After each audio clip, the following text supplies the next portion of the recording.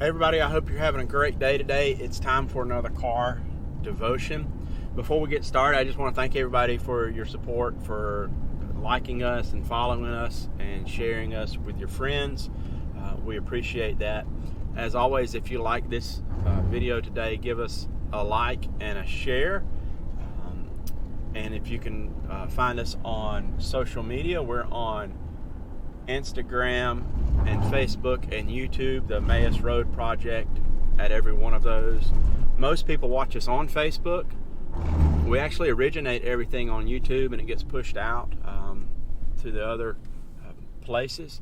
And one of the ways that you can help us is, even if you don't watch us on YouTube, if you can go there and find us at the Emmaus Road Project and give us a subscribe, that kind of helps us get out to more new people just as they're kind of cruising around on the internet. So we'd appreciate it if you do that.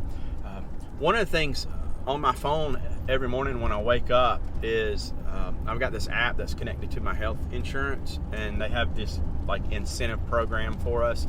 And so one of the questions it asks me every morning is if I started out my day with water.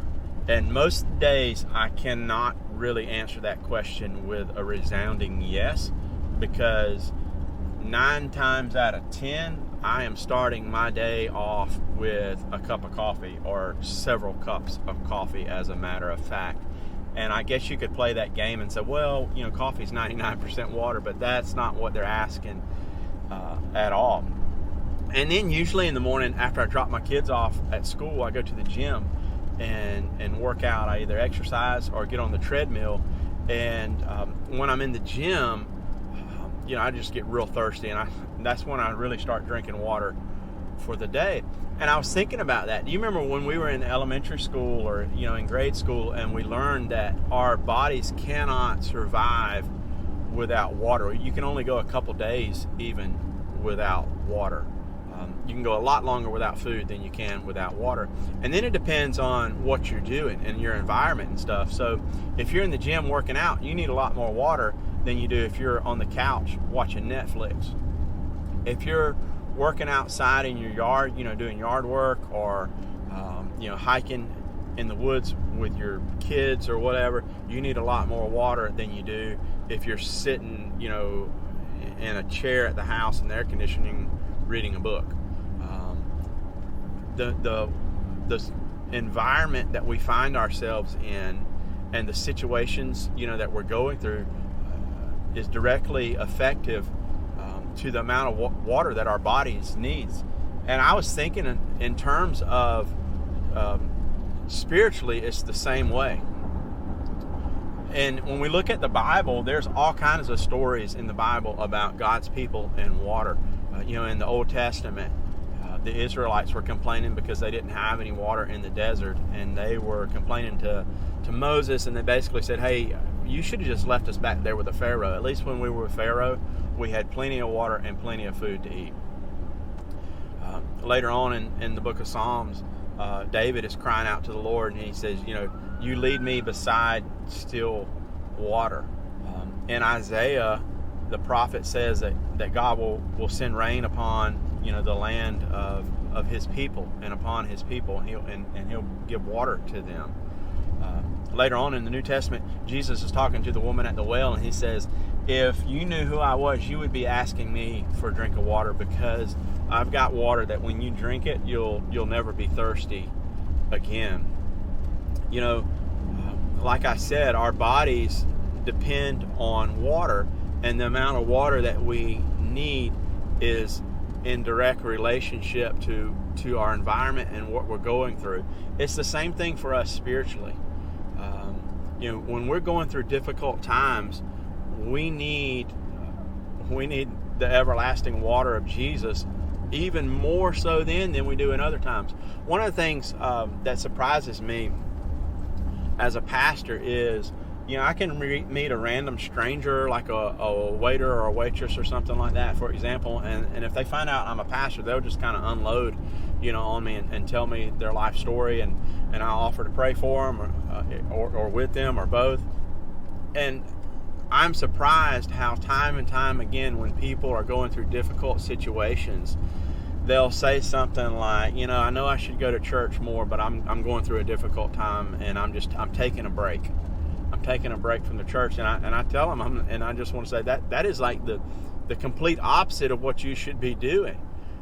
When you're going through a difficult time, that's when you need God, the most.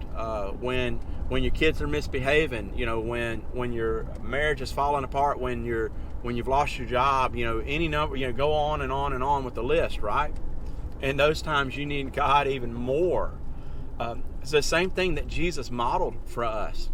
How many times do we see Jesus and the disciples going through a difficult time, and Jesus just kind of like disappears on everybody, and they're all confused and kind of angry at him at times, and it's like, what are you doing, Jesus? He's like, well, I'm going to be with the Father to pray. Even on the night before, he was arrested and ultimately crucified, he goes to the garden and he prays, and he's spending time with Jesus. So I just want to encourage you to think about your life spiritually, and physically. We probably all need to drink more water than we do, if we're being realistic about it. A lot of times I'll see these people in the gym and at different places, and they'll have these water bottles, and it'll have like the time of day marked on it, so that by like 12 o'clock they should have drunk such and such amount of water. We probably need like a spiritual version of that, don't we?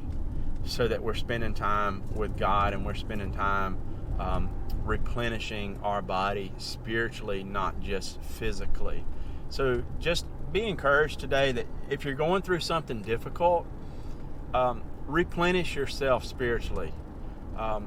Take 15 minutes away.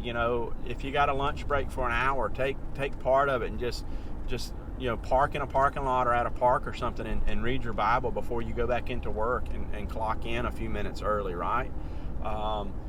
Put the kids to bed a few minutes early and spend time with God, or get up a few minutes earlier in the morning and do that.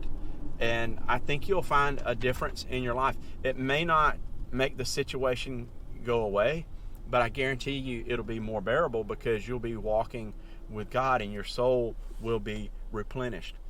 Maybe you're not going through a difficult time, but maybe somebody that you encounter or know is. As a matter of fact, I would almost guarantee you that somebody you have either already encountered today, or somebody that you're going to meet today, maybe it's in a restaurant or at a store or whatever it is, somebody you interact with today is going to be going through a difficult time. And they might not directly say, I'm taking a break from God because life is difficult, but they've already made that decision, and they're already acting on that. And encourage them, to spend time with God in that. I hope you have a great day today. Take care, and God bless you. If you can give us a like and a share, follow us, we will appreciate it, and we will see you soon.